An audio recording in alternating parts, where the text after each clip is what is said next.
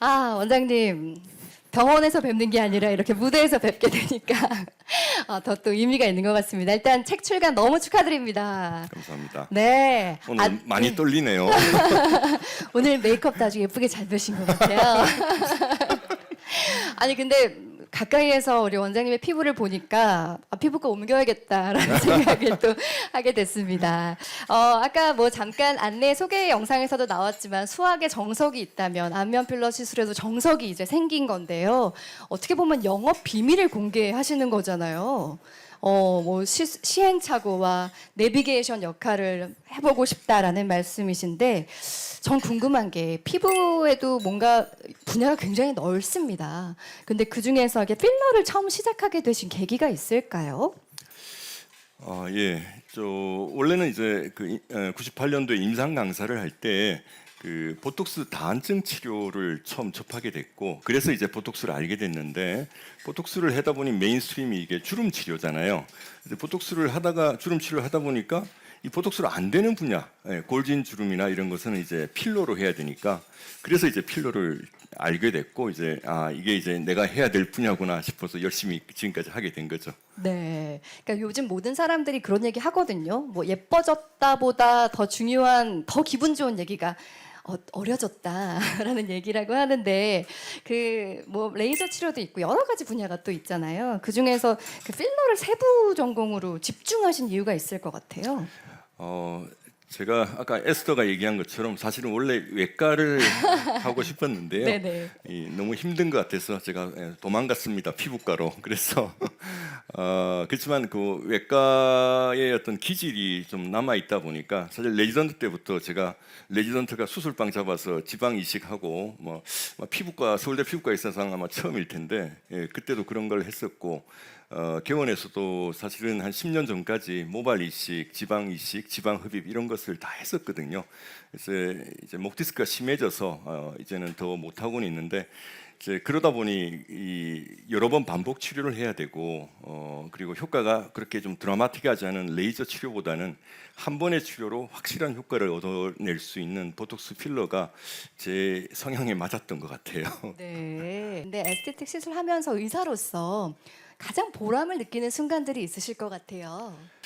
제가 처음에 이제 그 피부과를 개원할 때는 개원하게 되면 되게 이제 질환을 보기보다는 에스테틱 쪽을 많이 하게 될 텐데 네. 이게 바이탈을 제가 잡는 뭐 흉부외과나 심장내과 의사도 아니면서 내가 질환을 안 보고 과연 의사로서 보람을 느낄 수 있을까 그런 이제 걱정을 좀 했었는데요.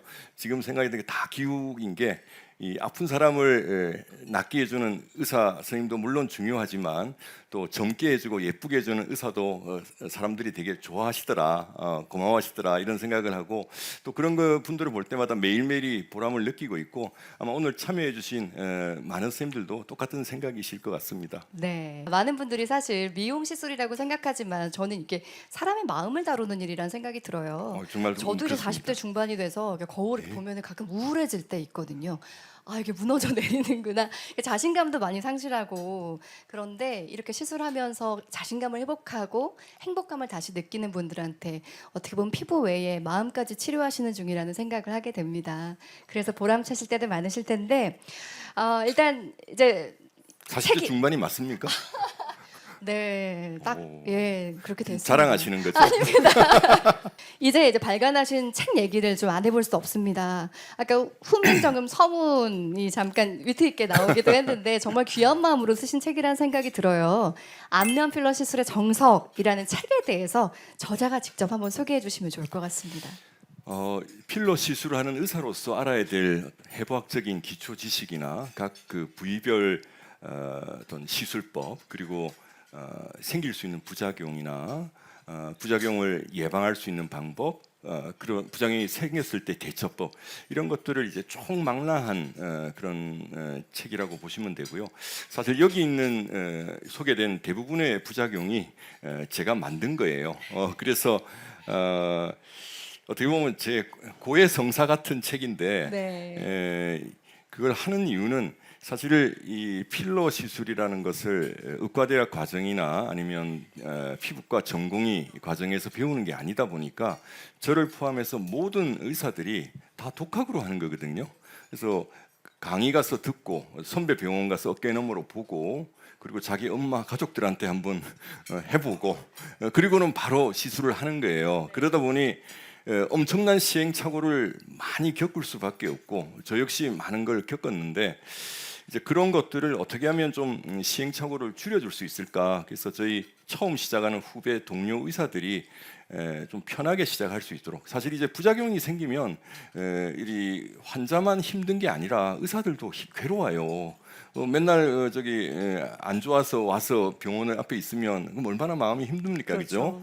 그래서 이 자신이 없으면 그런 걸 할 때마다 필러 할 때마다 하기 싫고 불안하거든요. 이제 그런 불안감도 좀 줄이고 그리고 전체적으로 어떻게 보면 필러 시술이 그런 부작용을 줄여주면 소위 요새 그 필러 포비아나 뭐 이런 말도 있는데 그 중에 일부가 이제 잘못된 시술로 인해서 그런 부작용으로 인해서 그런 얘기들이 좀 나오는 것 같아서 그런 것도 좀 줄여줄 수 있지 않나 제 바람입니다. 네, 좀 용기가 필요한 일이었을 것 같아요. 왜냐하면 시행착오 어떻게 보면 약점일 수 있는데 그걸 드러내놓고 고해성사를 하셨다는 건 그 이후에 오는 많은 도움을 바라고, 그러니까 많은 분들께 그런 어떤 시행착오를 좀 줄였으면 하는 마음으로 하는 정말 좋은 마음이신 거잖아요.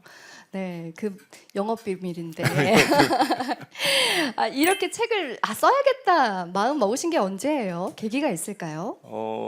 이제 2015년에 이제 보톡스 책을 이제 출간하게 됐고 그다음에 사실은 최근 뭐 보톡스와 함께 필러가 제가 지금 최근에는 그러니까 레이저로 시술을 거의 안 하니까 보톡스하고 필러에만 집중해서 하거든요. 하루에도 적어도 한 30명에서 40명 정도를 치료를 하고 그래서 제가 그 현재 그러니까 27년간을 했으니까 필러 시술을 제 인생에서 잠자는 것 빼고는 제일 많이 한 게 아닌가 싶어서 어떻게 보면 제 인생을 한번 기록하고 싶고 좀 정리하고 싶은 생각도 좀 있었고요. 제가 그 이번에 나오느라고 저희 정보화 시스템의 기록을 보니까 2006년에 정보화 시스템이 들어온 이래 현재까지 필러를 총 제가 한 15,000명 정도 누적으로 52,000건을 제가 했더라고요. 근데 네. 아마 이게 세계적으로도 이만큼 많이 한 사람도 드물 거라 생각하고 이거를 그냥 사장하기는 좀 아까워서 이제 그동안의 제 그 임상 경험을 바탕으로 쌓은 노하우를 좀 기록으로 남기고 싶었다는 게 이제 첫 번째 제 생각이고요. 두 번째는 이제 아까 말씀드린 대로 이런 시행착오를 다른 동료들의 시행착오를 줄여주는 거. 그래서 일종의 제가 그 내비게이션 역할을 할 수 있으면 하는 그런 바람. 그 두 가지에서 한번 써봤습니다. 네, 와 정말 많은 시술 경험 그 기록을 말씀해 주시면서 제가 우리 원장님의 손을 보게 됐어요. 손이 못 생겼습니다. 아니 저기. 손이 굉장히 고우신데요. 손이 두툼하니 짧고 이렇게 못 생겨가지고 야. 원래는 못 생긴 손이 기술이 좋대요.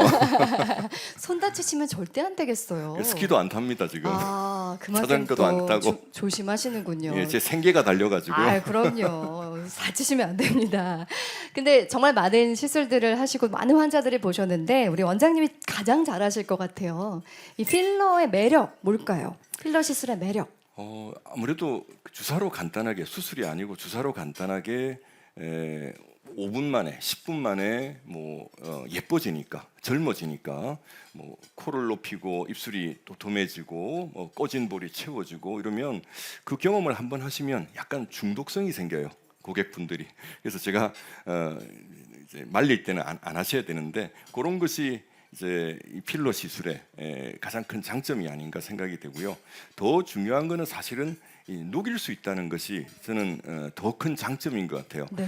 그러니까 우리가 어떤 모든 의료라는 게 부작용이라는 게 있거든요. 그리고 잘못될 수 있는데 수술 같은 경우에는 일단 흉터라도 생기지 않습니까?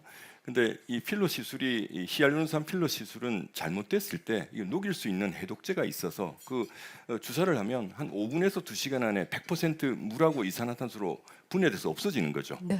그러니까 어떻게 보면 원상 회복이 되니까 잘못되더라도 우리가 일종의 보험을 들었다 생각을 하고, 그래서 전 처음 시술하시는 분들한테는 다른 거 하지 마시고 일단 요거 희암산 필러만 하시라 처음에 그렇게 합니다. 그게 원상 회복이 될 수 있다는 게 이제 저는 더 큰 장점이 아닌가 생각이 됩니다. 네, 용기를 못 내시는 분들께는 굉장히 매력적인 그죠? 것 같아요. 예, 잘못돼도 다 원상 회복되니까요. 오, 네.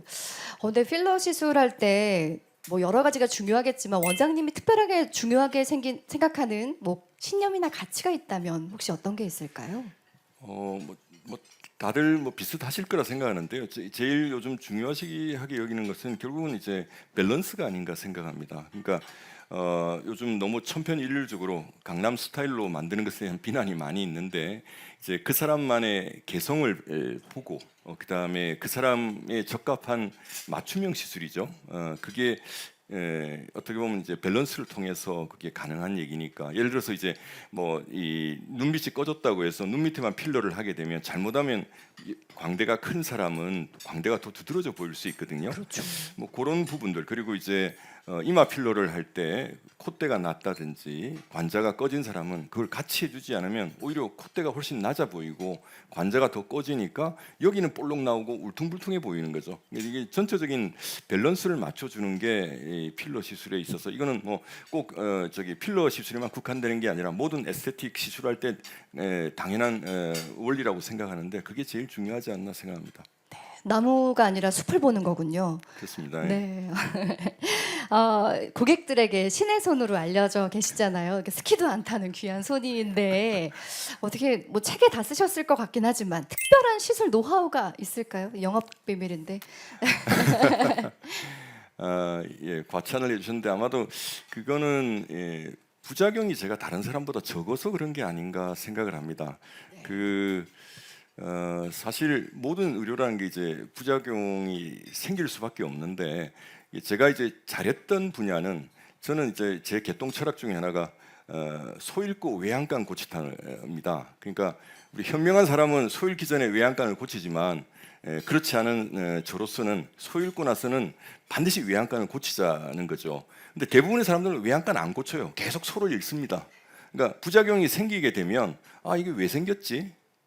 이거 어떻게 막을 수가 없나? 왜냐하면 부작용이라는 게 한번 생기면 아무리 그게 일시적이고 뭐 녹일 수 있고 이렇다 하더라도 환자 의사 관계 납부가 깨지면서 신뢰 관계가 무너지거든요. 그렇죠. 그러면 다른 거 더 하고 싶지가 않아요. 그래서 그런 것을 줄이기 위해서 왜 그럴까? 뭐 이따 뭐 저 강의 시간에도 나오겠지만 뭐 눈밑이 필러를 하고 나서 왜 이렇게 튀어나올까? 이게 뭐 눈 밑에 있는 근육 때문에 그런가? 뭐 그런 것들에 대해서 고민을 많이 해서 다른 사람들보다 그런 부작용을 좀 최소화하지 않았나. 그래서 아마 그런 과찬을 해주신 것 같습니다. 네. 이 책도 이제 나왔고 앞으로 계획 더 바빠지실 것 같은데 향후 계획이나 목표가 있다면 어떤 걸까요? 저는 소박한데요. 특별한 게 있는 게 아니고, 제가 70대가 돼서도 진료를 할 수 있었으면 좋겠고, 70대에도 20, 30대 우리 예쁜 고객들이 찾아주는 게 제 바람입니다. 왜냐하면 그 임상 경험이 많은 의사를 좋게 평가하지만, 사람들이 신뢰하지만, 저는 그 한계가 50대 정도라고 생각을 하고요. 60대, 70대의 머리 허연 의사들을 보면은 약간 아웃 오브 데이트된 의사가 아닐까? 그리고 좀 약간 꼰대 스타일이 아닐까? 이래서 젊은 고객들이, 환자들이 안 갑니다. 근데 제 바람은 70대 진료는 뭐 일주일에 한 2번 정도 하더라도 20, 30대 예쁜 젊은 고객들이 왔으면 하는 게, 그러려면 이제 건강도 해야 되고 제 외모도 좀 50대처럼 보였으면 하는 게 제 소박한 바람입니다. 그러면 70대까지 스키는 계속 못 하겠네요. 예. 좋습니다. 그만큼 전문가로서 전 세계적으로 인정받는 분이시니까 뭐 소박한 계획이라고 하셨지만 꼭 이루실 것 같고, 70대, 80대에도 정말 가장 힙하고 아주 핫한 필러 시술계 모델로 계속 해주시기를 응원하겠습니다. 감사합니다. 네, 감사합니다. 네, 우리 서길 원장님과 이야기 나눴습니다.